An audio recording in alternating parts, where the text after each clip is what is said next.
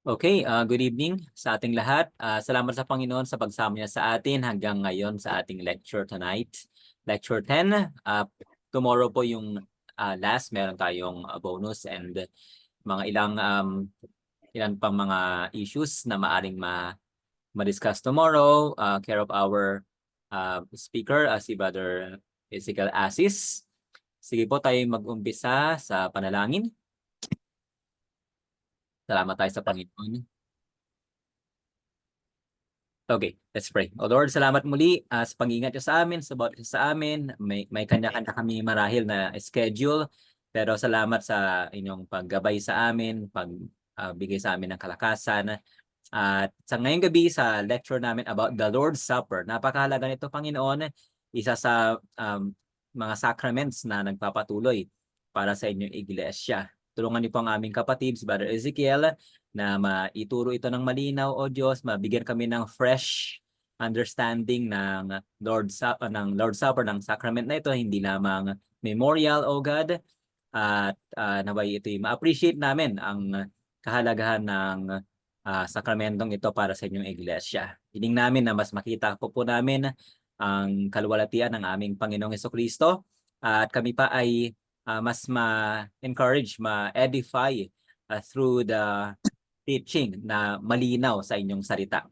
Pangunahan niyo kami, Ama, ito ang aming dalangin sa ngalan ni Jesus. Amen. Okay, Brother Ezekiel.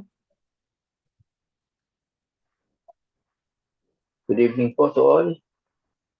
Nagpapasalamat po tayo sa Panginoon sa kanyang faithfulness sa atin. Bagamat ito ay online, I believe beneficial pa rin ito sa atin dahil ito ay pag-aaral ng salita ng Panginoon. So this will be our last session. So tomorrow po ay question and answer dahil marami po tayong mga questions na hindi na-entertain dahil sa limited time. So meron lang tayong short discussion doon sa about pastoral theology.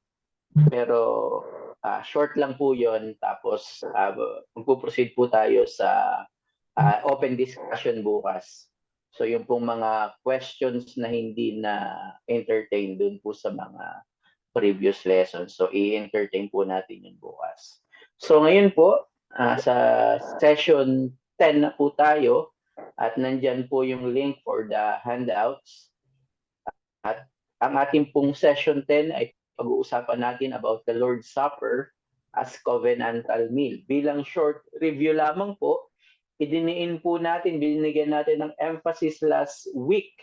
Nakita natin na yung na lahat ng covenant ng Panginoon, siya ay lagi itong may kasamang sacrament. Pinakita ko sa inyo in the Adamic or creation covenant with Adam, meron doong sacrament, yung tree of life, and then nakita rin natin sa Noahic covenant, yung rainbow, yun ay sign and seal ng pangako ng Panginoon, ng faithfulness ng Panginoon. And of course, in the Abrahamic covenant, nandyan yung circumcision. At sa Mosaic covenant and sa Davidic covenant, nandyan yung iba't ibang mga sacrifices. At dinify natin yung sacrament na ito ay revelation of God made visible. So yun yung ibig sabihin ng sacrament. Word of God made visible. So nakita natin na lahat ng covenants ng Panginoon ay mayroon siyang ibinibigay na sacrament. At nakita rin natin yung nature ng sacrament is dependent sa nature ng covenant kung saan sila ibinigay. So nakita diniin ko sa inyo na yung sacraments in the Old Testament is not for the purification of conscience. Hindi ito nagbibigay ng sanctification ng conscience. Nakita natin, according to Hebrews 9, 12, 13, 14, yung mga sacraments na yun is for the purification of the flesh, for the nation of Israel, para sila ay manatili as covenant people of God in the Old Testament. And hindi po yun for salvation, pero yun ay revelation pa rin in one sense ng mystery ni Christ. Bibigyan natin ng pansin na yung sacrament lamang ng New Covenant, makiki-off po yung makikimute po nung naka-unmute na mic para po Brother Japet, makiki-unmute. Wala po, Makikimute. po. Okay. So, idiniin natin last week na dalawa lamang yung sacraments ng New Covenant or Covenant of Grace. Ito yung baptism and Lord's Supper, at yung baptism na tackle natin last week. So ito yung principle na nakita natin. Because of our union with Christ, we receive a true circumcision, that of heart and life, presented to us by our baptism as the external sign and seal of this marvelous salvation. Yan po yung ating main theological principle. So nakita natin, baptism is one of the sacraments of the covenant of grace, along with Lord's Supper na itatakil ngayon natin. And then pinakita rin natin, binigyan natin ng emphasis that baptism is for believers only. Pinakita ko sa inyo na yung model ng New Covenant or yung blueprint ng New Covenant ay yung tinatawag na Covenant of Redemption, kung saan ang member lang doon ay mga elect, mga unregenerate people of God, and therefore ito lamang yung member ng New Covenant, at doon lamang, para sa kanila lamang, yung sacrament ng baptism. Tinatawag natin itong initiatory sacrament. Ito yung initial sacrament, panimula, para tayo maka-enter sa new covenant or sa isang local church. So ang pag-aaralan naman natin is yung tinatawag na continuing or maintaining sacrament. Ito po yung Lord's Supper. Bilang panimula, the Lord's Supper is one of the most controversial doctrines in Christian faith. For example, in Marburg of Colloquy, noong 1529, nagkaroon dito ng tinatawag na colloquy. Ito yung pagkakasundo ng mga doctrines. 15 articles ang dapat pagkasunduan ng mga reformers, si Luther and Zwingli.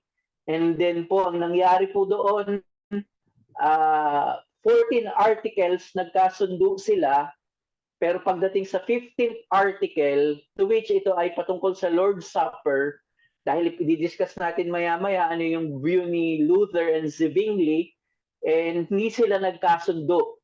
So doon yung division nila, single breakout between the reformers, Luther and Zwingli, mga big names ito. At itinaob ni Martin Luther yung table at sinulat niya, "This is my body." So napaka-controversial po ng issue ng Lord's Supper, at least sa time nila. Pero ngayon may ibang controversy sa Lord's Supper, lalong-lalo na po dun sa frequency ng Lord's Supper. So para po ihanda or mas mabigyan natin ng linaw ang ating pag-aaral, buksan niyo po ang inyo po mga Biblia sa ating key passage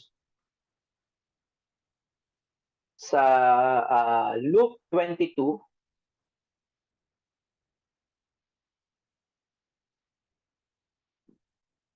Sa Gospel of Luke 22, 14 to 20. So familiar na po tayo dito. Ito po yung institution ng Lord's Supper. Babasahin ko po Luke 22:14 to 20. Sabi po dito, "And when the hour came, he reclined at table, and the apostles with him, and said to them, I have earnestly desired to eat this Passover with you before I suffer. For I tell you, I will not eat it until it is fulfilled in the kingdom of God."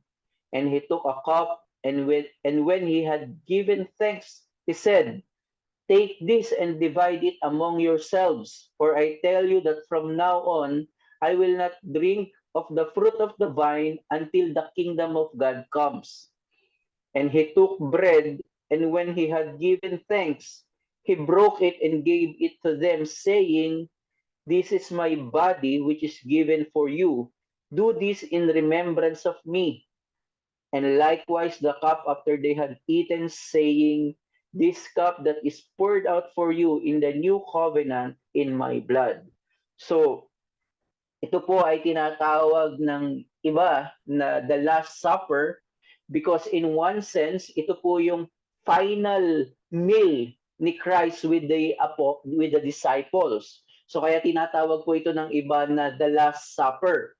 But in another sense, tandaan natin that this was the first Lord's Supper of Christ with the disciples. Though ito ay Last Supper, dahil ito yung last meal ni Christ with the disciples, but this was the first Lord's Supper of Christ with the disciples. That's why there was excitement for this gathering. Verse 15, sabi doon sa verse 15, nandoon yung kanyang, sabi ni Christ, "I have earnestly desired."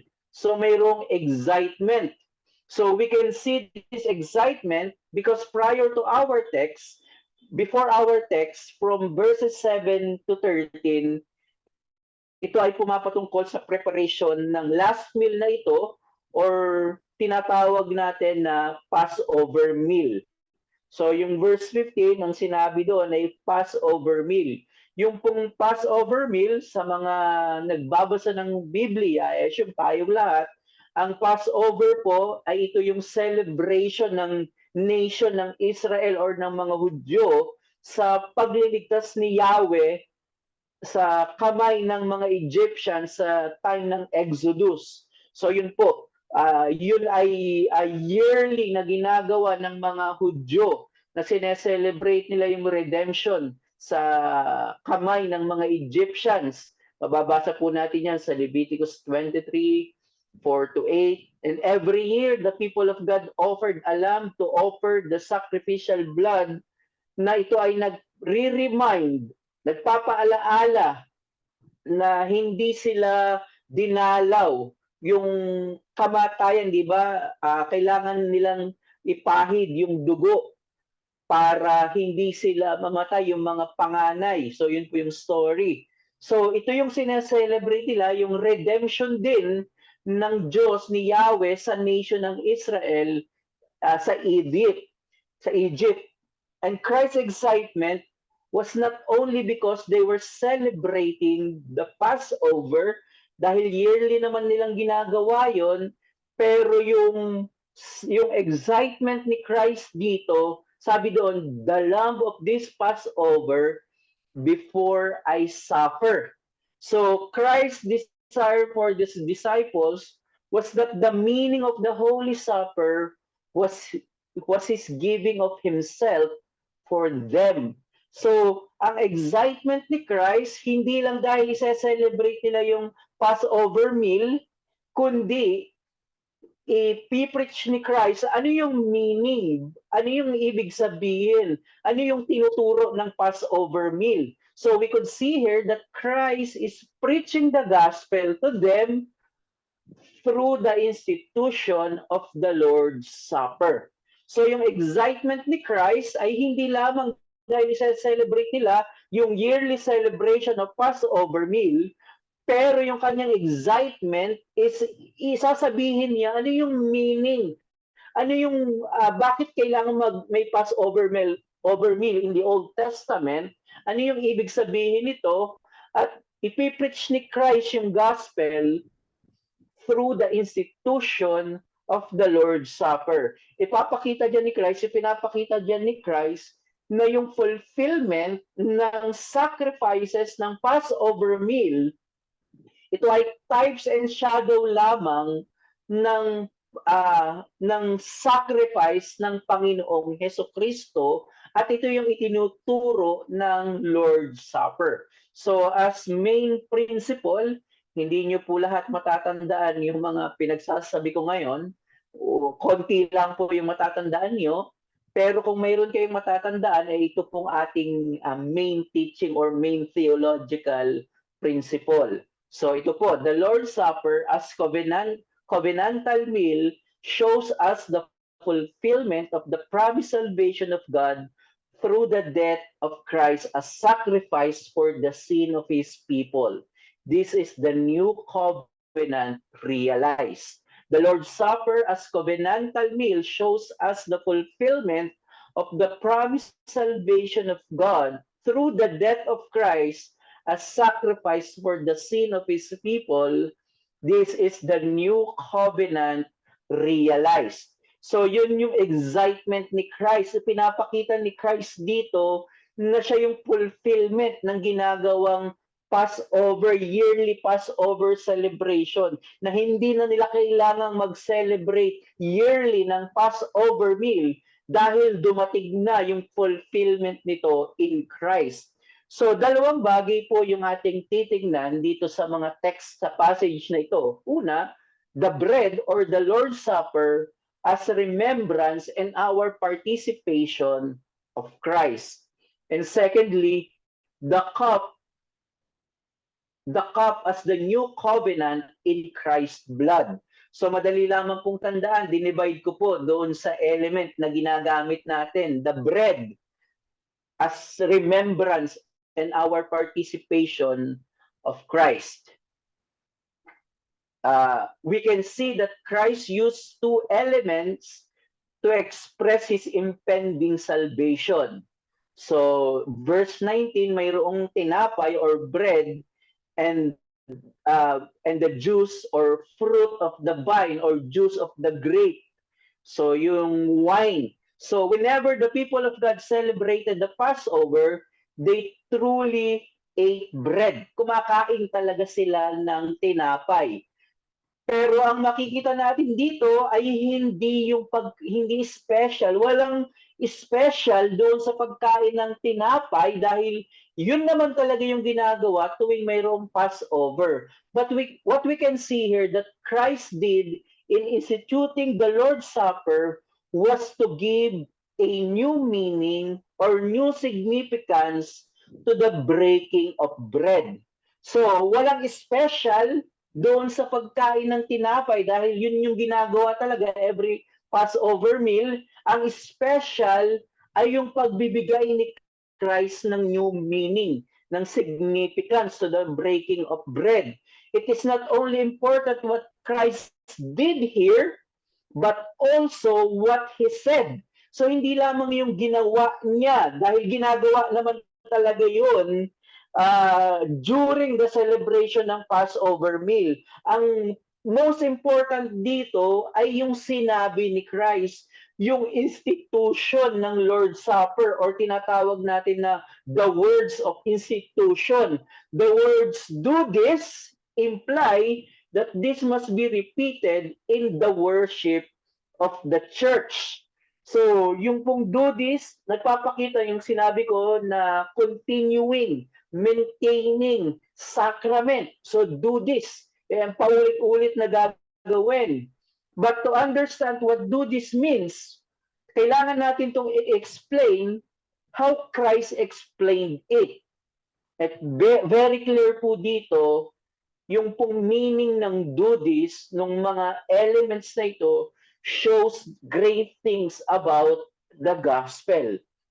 So, ang una po nating matututunan po dito sa institution ng Lord's Supper ay yung manner how to receive the Lord's Supper. So, some call this as the Eucharist. Sa Greek po ay simply mean giving thanks, pagpapasalamat. So, yung pong manner of receiving ng Lord's Supper, primarily, hindi po natin sineselebrate ang patay na Kristo. Hindi po natin sineselebrate ang naghihirap na Kristo. Ang sineselebrate natin, every Lord's Supper ay ang nagtagumpay, ang victorious na Kristo. So, una sa lahat, yung manner ng receiving ng Lord's Supper is thanksgiving. So, yung manner na we must receive the Lord's Supper or the bread with thanksgiving. Doon dapat inihahanda natin ang ating mga puso. So mayroong pagpapasalamat. Pero yung one of the great debates in these verses ay yung sinabi ni Christ, "This is my body."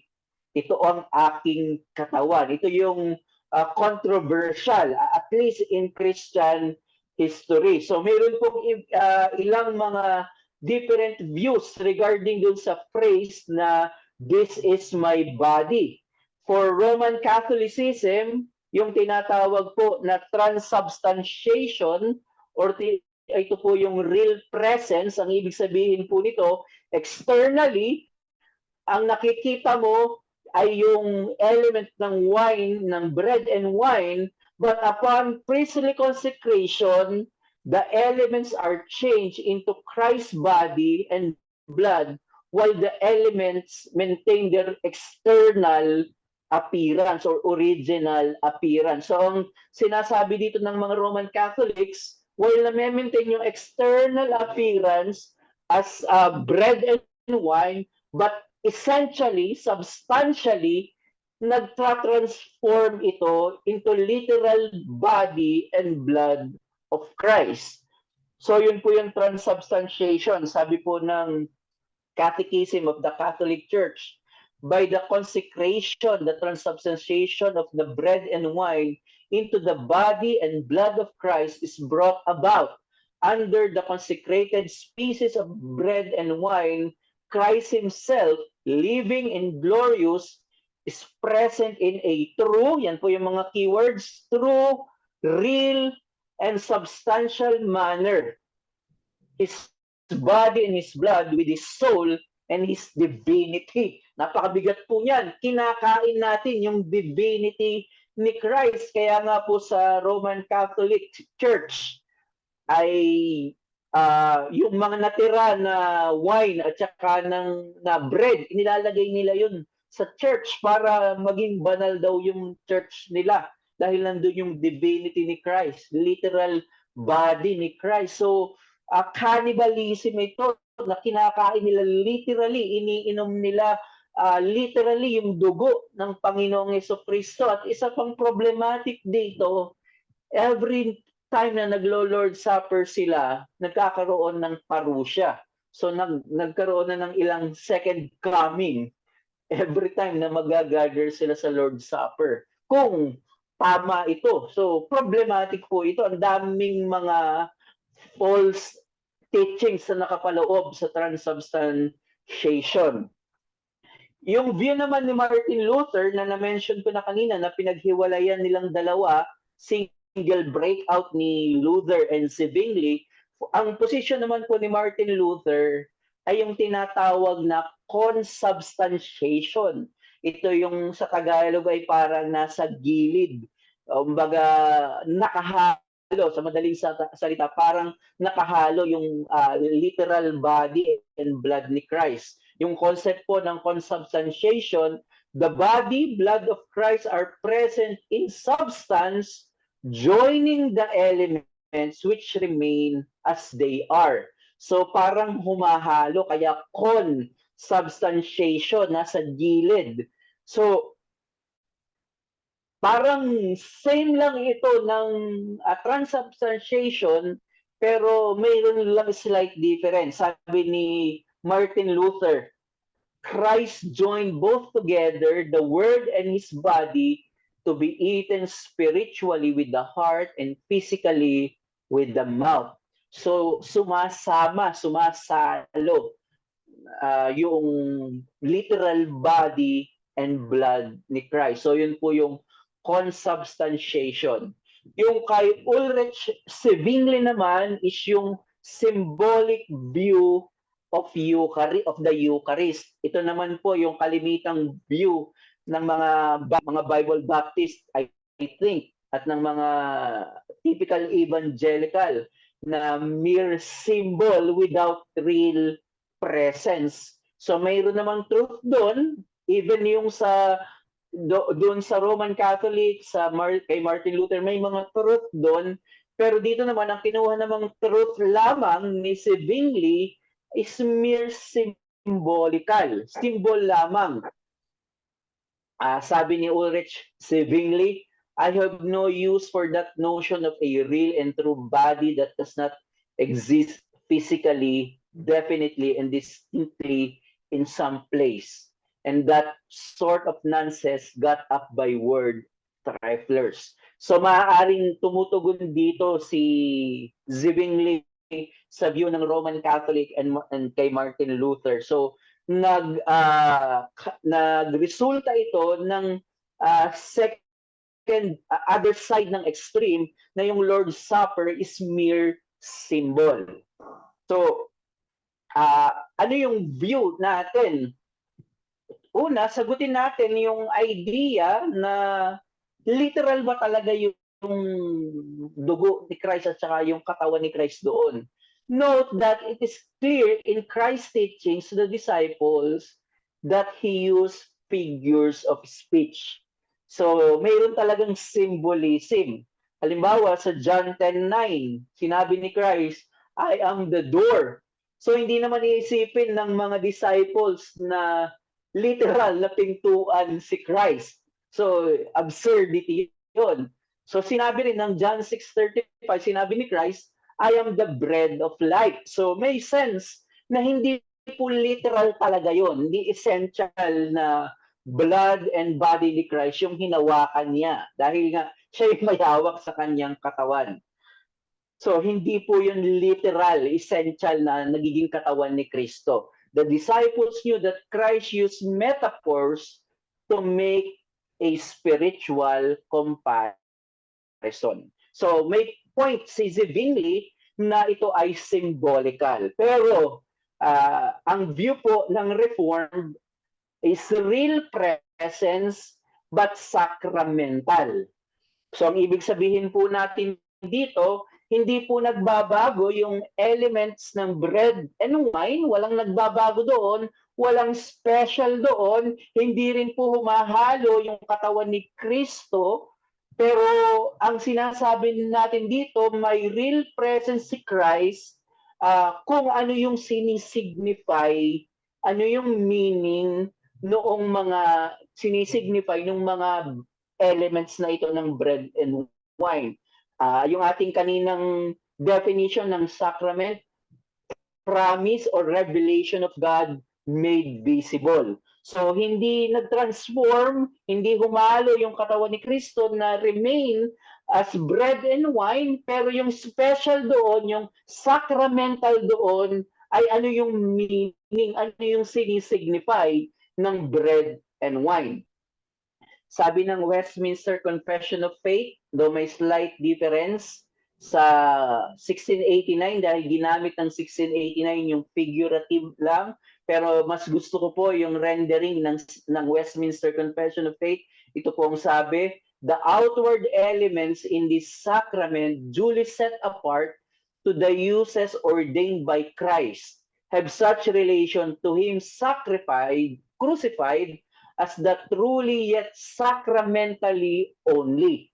They are sometimes called by the name of the things they represent. So, yung signification. To wit, the body and blood of Christ, albeit in substance and nature, they still remain truly and only bread and wine as they were before. So, kinocontent dito yung view ng Roman Catholic and ni Martin Luther na humahalo, nagbabago, wala. Nananatili yon, pero ang point dito is yung sinisignify ng mga elements na ito. Tatandaan natin, it is Christ Himself who is truly present in the gathering of the Lord's Supper, not merely in a symbolical and in a figurative sense. So kung sa discipline, sabi ni Christ sa Matthew 18, 2 or 3 are gathered in my name, I am with them. Nandun yung presence ni Christ. So, lalong-lalo na po sa Lord's Supper. So, may actual and real presence si Christ doon, pero hindi nagtatransform yung bread and wine into blood and body of Christ. Nananatili sila, pero mayroong special presence si Christ kapag kapag may gathering ng Lord's Supper. So when the people of God partake the Lord's Supper by faith, there is actual and real communion with Him. Gaya ng sinabi ko dito, ang important dito ay yung words of institutions. Kaya siya nakakategorize as sacrament. Yung paglilinis ng paa ni Christ sa mga disciples, hindi siya categorize as sacrament kasi walang institution. Hindi siya in-institute ni Christ. Pero dito sa Lord's Supper, clear yung institution na do this in remembrance of me. So, mayroong actual and real communion with Him every time na nag-gather tayo through the Lord's Supper. So as a challenge for us, we must receive the Lord's Supper with a thankful heart and by faith.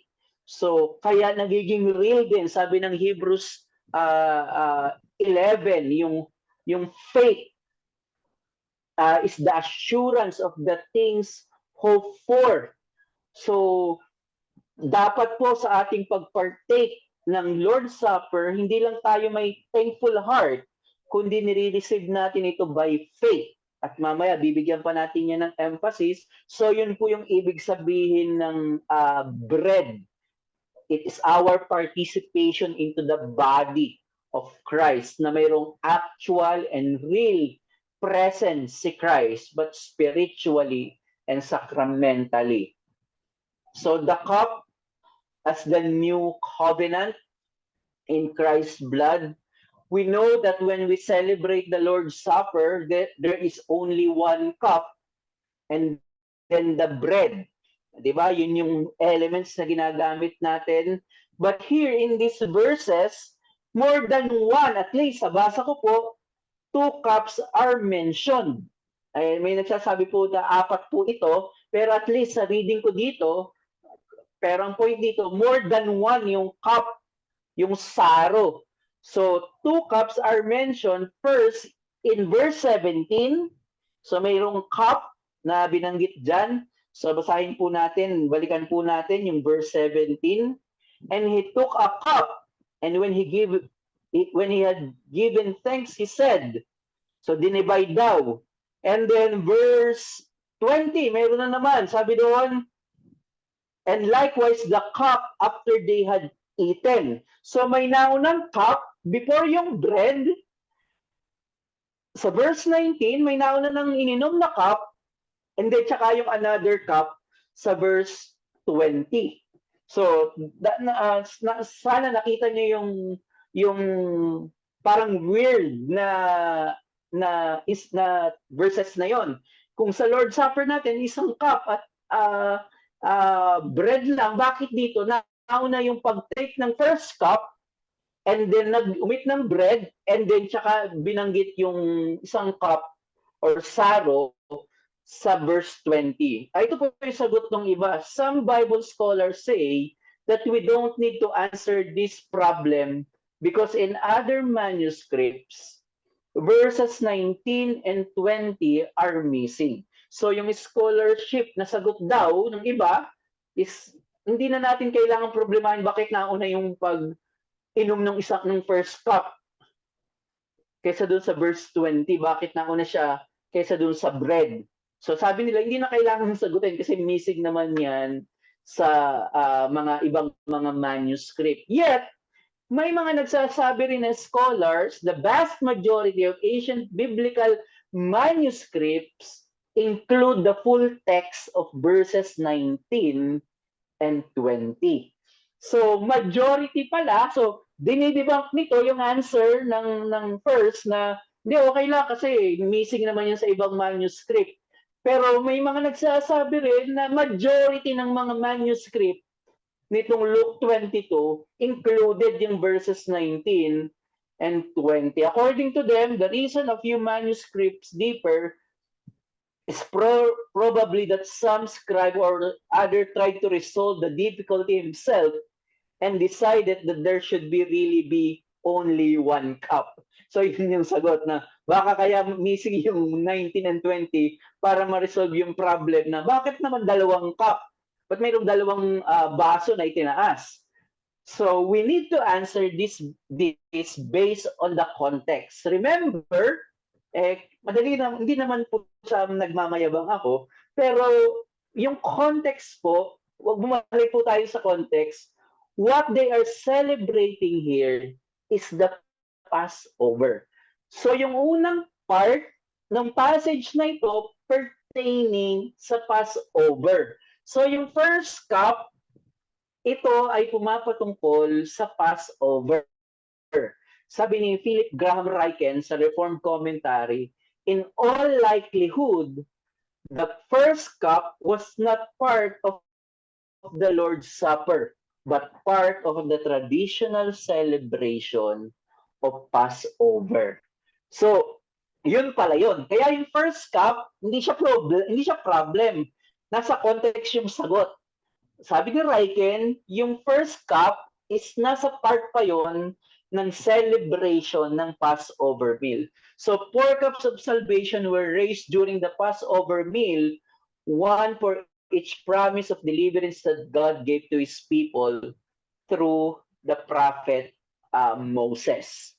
So sabi naman ni Leon Morris, Jesus is interpreting His death in a Passover context and making it clear that it has saving significance.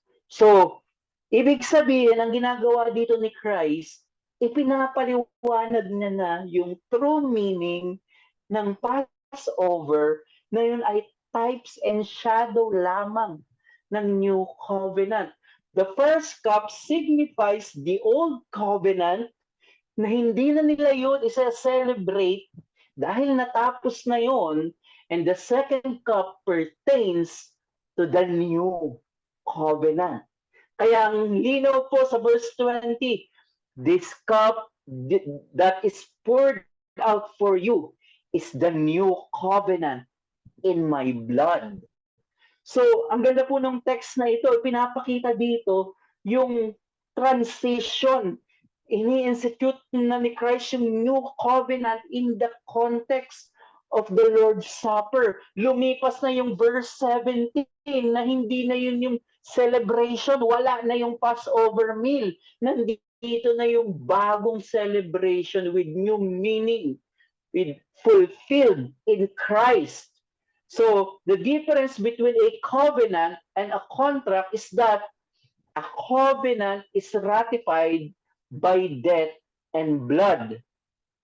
Mababasa niyo po yan sa Hebrews 9:16 to 20.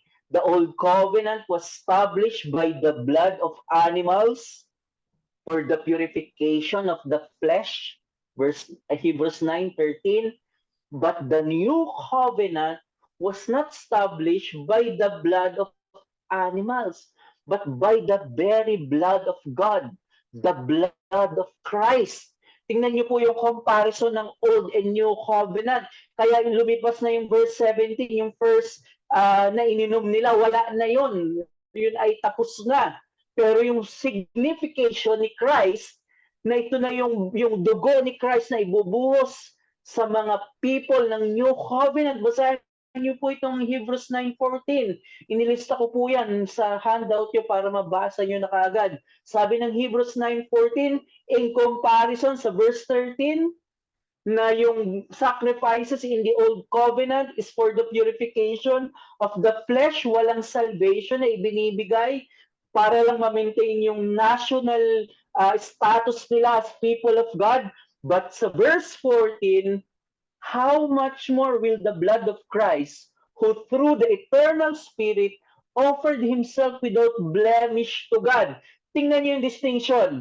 Verse 13, for the purification of the flesh, pagdating sa blood ni Christ, purify our conscience from dead works to serve the living God.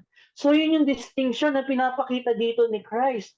Lumipas na yung verse 17, nandito na yung verse 20, this cup that is poured out for you is the new covenant in my blood for the purification of conscience, for salvation of the elect. So, point 1, the distinct sacrifices between old and new covenants show their distinct nature. Clear po yun doon sa verse 13 ng Hebrews 9 and verse 14. So yun po yung first point natin. Point 2, the distinct sacrifices and natures between the old and new covenant show their distinct blessings. So kung may ibang sacrifice, may ibang nature, it shows na mayroon ding distinct blessings. Verse 13 ng Hebrews 9, for the purification of the flesh, temporal and physical, in the new covenant, spiritual and eternal. So, ini-elaborate ko lang po sa inyo yung Hebrews 9:13 and 14. So, yun po yung dalawang truths na pwede nating makuha sa ating pag-aaral.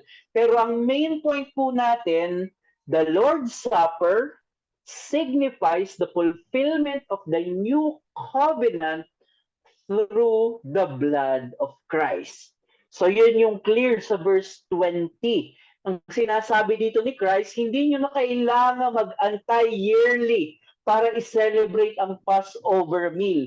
Dahil yan ay shadow lamang, ako na yung fulfillment at ini-institute ko na through the sacrament of the Lord's Supper. Ang sinabi doon, do this.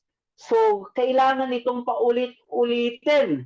So, ang challenge po sa atin, if Christ has the eagerness to give Himself as the people of God, let us have the eagerness to receive the grace of God through the means of the Lord's Supper.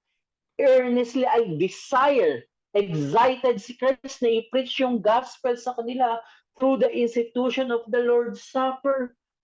Tayo rin dapat po, every time na magkakaroon ng Lord's Supper, nandun yung excitement natin. I-test natin ang ating mga sarili kung mayroon bang puso na nagpapasalamat, mayroon bang pananampalataya. Because of our remaining sins, we quickly forget the love of God.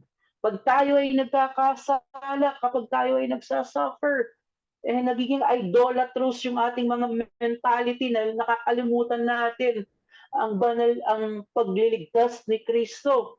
That is why the Lord's Supper serves as a reminder from God that He loved and loves us through Christ. Just as true as you hold the bread, that's how true Christ's love is. Just as true as you taste the grape juice or the wine, that's the proof that God loves you through Christ. Kung gaano ka-real na inaamoy natin yung wine, kinakain natin yung bread, nakahawakan, natatouch natin yung mga elements na ito, gaano man kalayo yung iyong emotion, gaano man kahina ng iyong pananampalataya, pero yung mga elements na ito ay nagte-testify sa iyo na inibig ka ni Kristo, inibig ka ng Diyos sa pamamagitan ng sacrifice ng Panginoong Jesucristo.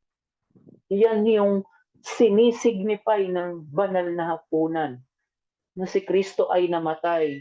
Ibinuhos niya ang dugo niya para sa iyo upang ikaw ay magkaroon ng kaligtasan. Sabi ni J.C. Ryle, at dito po magtatapos, the two elements of bread and wine were intended to preach Christ crucified as our substitute. They were to be a visible sermon appealing to the believer's senses and teaching the old foundation truth of the gospel, that Christ's death on the cross is the life of man's soul. So, pinapakita dito na visible preaching of the gospel, yung baptism, and especially the Lord's Supper, pinapa-remind sa atin na tayo ay inibig. Hindi lang tayo nare-remind, pinaparamdam ng Diyos through the Lord's Supper ang kanyang pag-ibig. We cannot see justification We cannot see kung ano yung color ng predestination, ng election. Hindi natin yun kayang ipaliwanag kung anong kulay nun. But in the Lord's Supper, itong mga salvation blessings na ito made visible. Nararamdaman natin, nakakain natin. Yun yung sinisignify ng mga elements na ito. Kaya magkaroon tayo ng excitement, ng pananampalataya, ng thanksgiving every time na tatanggapin natin ang banal na hapunan.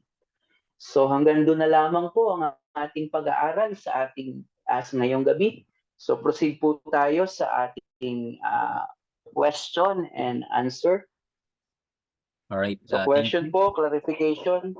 Thank you, brother. So, ayan, may mga question. Pwede po ulit kayo magtaas ng kamay kung gusto nyo magtanong na lang.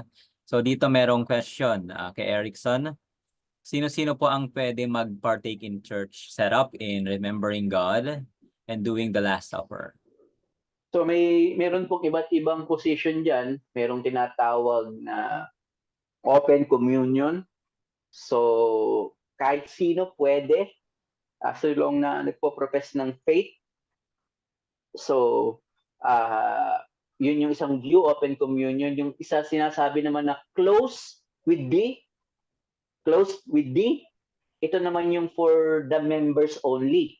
Kahit kaparehas ng faith, pero pinapakita doon yung localized kasi nga localized yung Lord's Supper. So for this position ay ano lamang yung mga members lamang ng local church. So while hindi naman nila sinasabi na hindi Christian yun, pero dapat ay member lamang yung mga bisita na member sa ibang local church, pero for this position para lang sa member ng local church. In my view na dati ako ay open communion pero sa series sa study at pakikipag-usap din sa iba't ibang mga reformed thinkers, nagbago yung position ko to close without thee.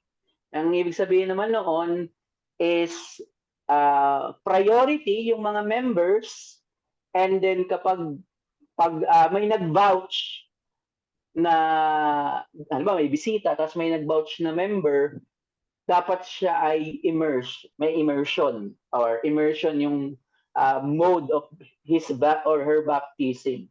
So for Baptist only.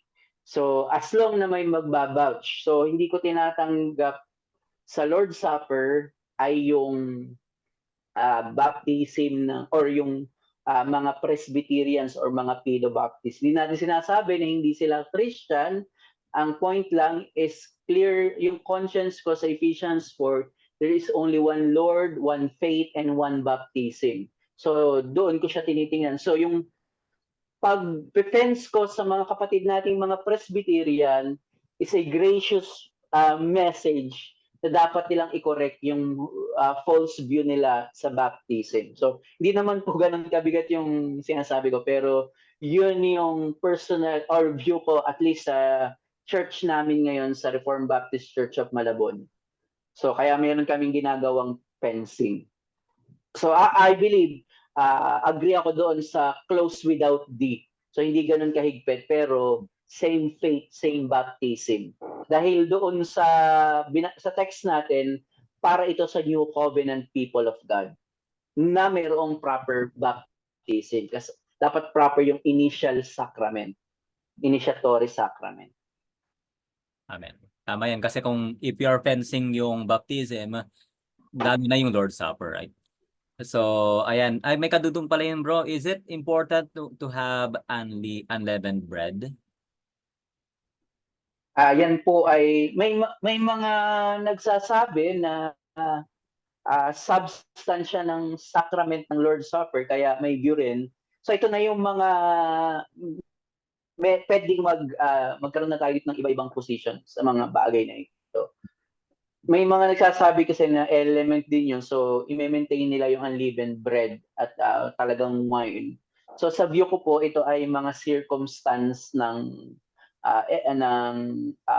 sacrament. So pwedeng mabago. Pero ang point ko naman, hindi porket circumstance ay hindi mo na kokopyahin yung ano yung ginawa ng scripture. So do circumstance lang yung view ko doon, accidental siya, pero kung walang pumipigil, why not unleavened bread at real wine or fruit of the vine?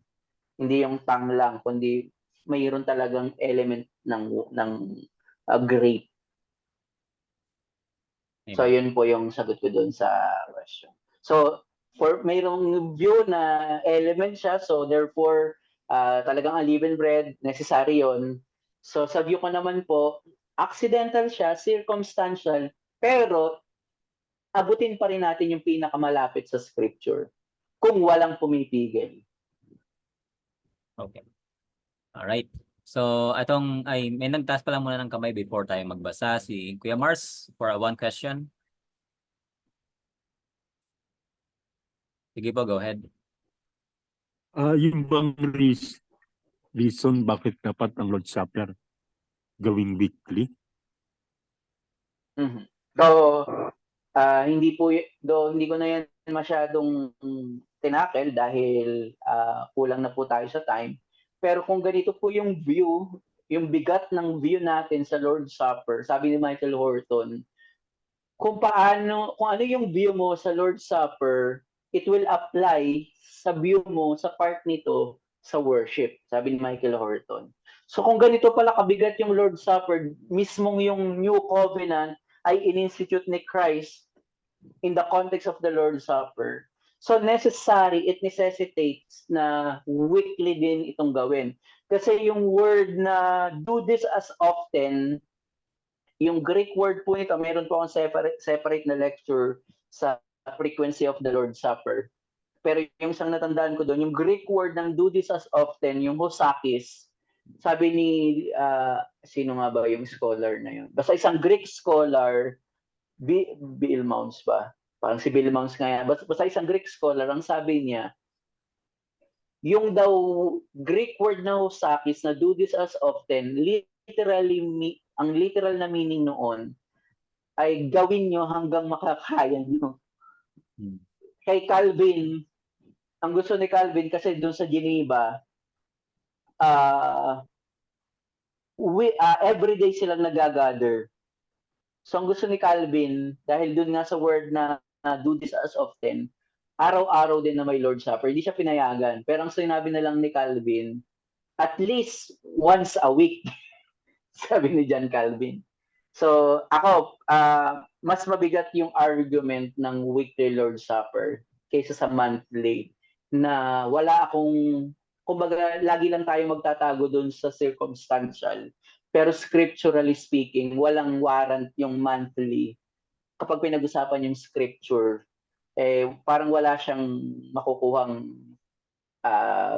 argument for monthly Lord's Supper. While hindi natin kino-condemn, pero dun sa sense ng do this as often, mas better yung practice na weekly Lord's Supper.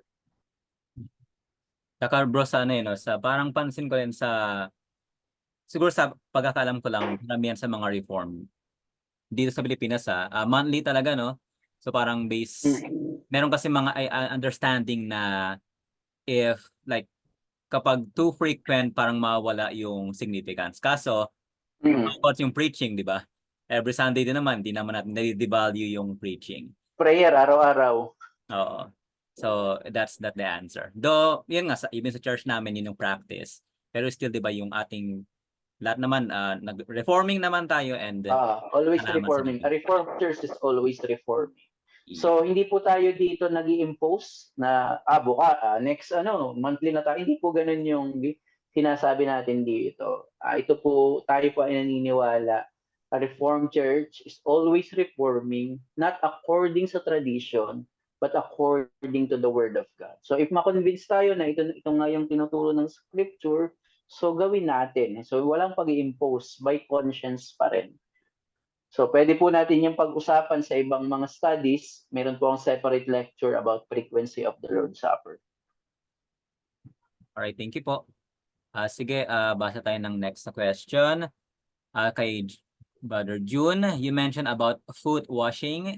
Itong sinasabi ni Jesus sa John 13, hindi ba ito institution, sabi dito, John 13:14. If I then, your Lord and teacher, have washed your feet, you also ought to wash one another's feet.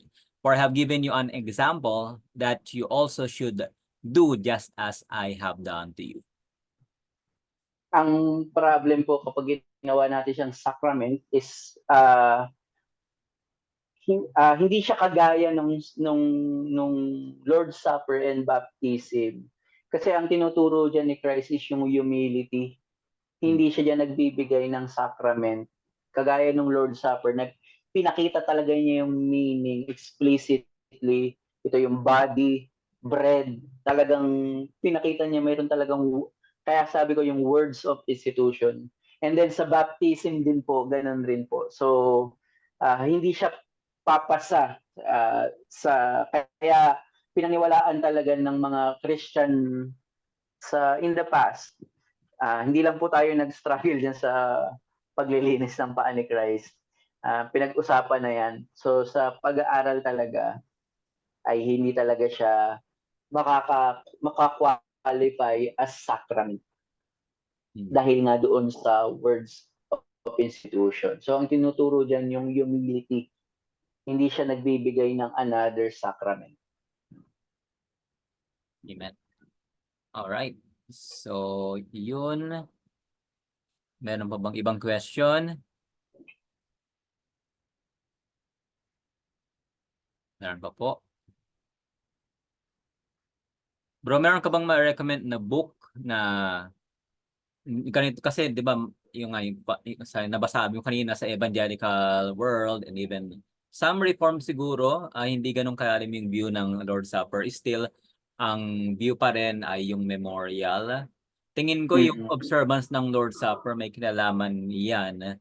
Yung frequency ng observance minsan may kinalaman. Attached siya doon sa kung paano titignan, di ba? Like kung memorial lang. Kaya tama sinabi ni Michael Horton eh. Tama. Kung yun kung makita mo talaga yung value nun, yung frequency susunod yun. May ma-recommend ka ba na book na that looks closely sa yung kay Richard Barcelos, yung The Lord's Supper, More Than a Memory. Okay.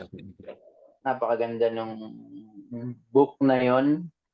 Sa ano pa nga ba? Yung iba, yung nabasa ko naman sa frequency yung article ni Uri Brito. So doon popost ko sa iyo siguro para sige. Para ma-share pag kay Uri Brito na A Case for Weekly Lord's Supper, yung article na yan. Reformed din yun. So yun yung mga natatandaan ko na ma-recommend ko. Of course, yung mga systematic theology, like yung A Puritan Theology, at saka yung kay Joel Beeke din na isa pang Reformed Systematic Theology. Okay, salamat. Meron pa pong ibang katanungan? Nais mag-clarify doon. Medyo maaga tayo ngayon, no? Ayun, okay, ganda to. Yung sinasabi ba ni Jesus sa John 6:53-56, may connection ba sa Lord's Supper? Yan ba yung Ginagamit ito ng mga RC eh. John 6. Anong text? John 6:53 hanggang 56. Ayun, unless you eat the flesh of the Son of Man and drink His blood, you have no life in yourselves. Yes, may connection po. Clear naman po doon sa at least metaphorically speaking. May connection po talaga yan. Then ginamit yung kahit yung element yung bread. So may connection po talaga. Yan nga yung argument natin na hindi literal yon. Kasi nga hindi naman iisipin ng mga disciples na literal na kinakain nila yung flesh ni Christ. So yes po, connected po yun sa Lord's Supper. Lalo pag nakita talaga natin yung Lord's Supper kasi isa yan, nourishment natin, hindi lang memorial, marami pa. Sa confession, di ba maraming? Marami. Yun, maganda rin pong article yung sa 1689, yung Lord's Supper doon. tsaka sa Westminster Confession of Faith. Okay. Sige, since late tayo nag-start pero wala namang masyadong question. Bukas bro, no, ano yun, we can start naman as at 8, so tomorrow. So, Anong gagawin natin? I-discuss natin yung pastoral theology ng short para ma-record mo. yun, and then the rest, yung Question, question. discussion. Okay. Okay. Yung na-compile mo ba yung mga questions? Na-compile mo naman, pinopost mo Ay, naman yung sa akin. nakaraan, oo, na-compile ko yan. Kahit yung lahat. Ay, yung Yung mga lahat, hindi ito, natin nasagot. wait lang. Check ko. Pero yung lahat ng Hindi. sinabi ko na yun. Ayun na yan. Hindi naman natin nasagot yung lahat eh. Sige, babalikan. And then, sa mga nandito po, you can, Pwede po kayong oo. sa mga pinag-aralan po related sa 10 Balikan sessions nyo. natin. Laling sa mga students ng CRSA po, since magkakaroon tayo ng final exam dito, So, balikan nyo kung may di clear, gather, ask questions tomorrow para mabigyan ng linaw po. Okay? So, yun po, maraming salamat sa lahat. Kung wala ng questions, see you tomorrow, 8 p.m. po ulit tayo bukas. Dahil wala nang, ngayon medyo may ginawa lang. So, salamat sa Panginoon sa malino na teaching today. Sige, Brother Ezekiel, close us in prayer. Tayo po ay mag-pray. Lord, maraming salamat po sa liberty, sa freedom to study your word at nagagamit po namin ang technology na bagamat magkakalayo kami ay napapag-aralan namin together ang inyo pong salita. Tunay na privilege po kami sa advancement ng technology at lalong-lalo na po sa inyo pong salita na aming nakita, lalong-lalo na po sa institution of the Lord's Supper. Salamat po na sa kabila ng aming pagiging mahina, makakalimutin, may mga naiiwanan pang mga kasalanan, nire-remind niyo po kami na inibig niyo kami sa pamamagitan po ng banal na hapunan. At ihanda niyo po ang aming mga puso kapag magpapartake po kami, anuman po ang practice namin in our church, ito man po ay weekly, ito man po ay monthly, sa tuwing kami po ay mag-gather sa Lord's Supper, ay bigyan niyo po kami ng faith, thanksgiving, and joy upang ma-receive po namin ang biyaya niyo po through the means of grace. Kayo lamang po ang mag-glorify sa lahat po ng na-accomplish namin for tonight. Ito po aming panalangin sa pangalan ni Jesus. Amen. Amen. Thank you po sa lahat. Good night po. Salamat po. Bye, brother. Thank you. Bye po. Yes. Salamat.